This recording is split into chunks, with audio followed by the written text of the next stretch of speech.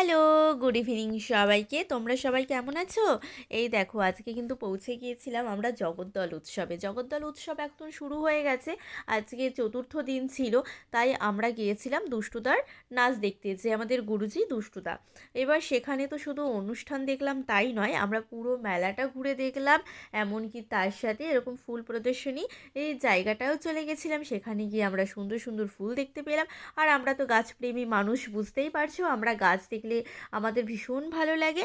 আর তোমরাও যদি এরকম দেখতে চাও, তোমাদেরও যদি মন ভালো করার কিছু মুহূর্ত রাখতে চাও, তাহলে তোমরা পৌঁছে যেতে পারো জগদ্দল উৎসব। আমাদের জগদ্দল উৎসব কিন্তু শ্যামনগরে শুরু হয়ে গেছে অলরেডি, এবং কি ওখানে নানান রকম অনুষ্ঠানও শুরু হয়ে গেছে। ওখানে রয়েছে নানান রকম স্টল, তুমি ওখানে সব রকম সব কিছু পেতে পারো। আর বাচ্চাদের সাথে একটু মজা করলাম, ঘুরলাম। এমনকি শুধু আমরা ঘুরিনি, আমাদের বন্ধুরাও এসেছিলো। আমাদের ডান্সের ক্লাসে যে সমস্ত বন্ধু আছে তাদের সাথে ফুচকা খেলাম, মজা করলাম, ঘুরলাম, আনন্দ করলাম।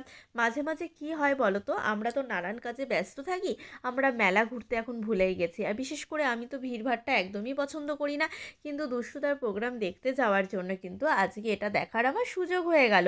আর আমার সত্যিই ভালো লাগছে যে এরকম সুন্দর সুন্দর ফুল দেখতে, কারণ মনে হচ্ছিল আমার বাগানেও কিছু একটা কম আছে। আমিও চেষ্টা করব সামনের বার আমারও কিছু ফুল ওখানে পৌঁছে রাখার জন্য, তোমাদের দেখানোর জন্য।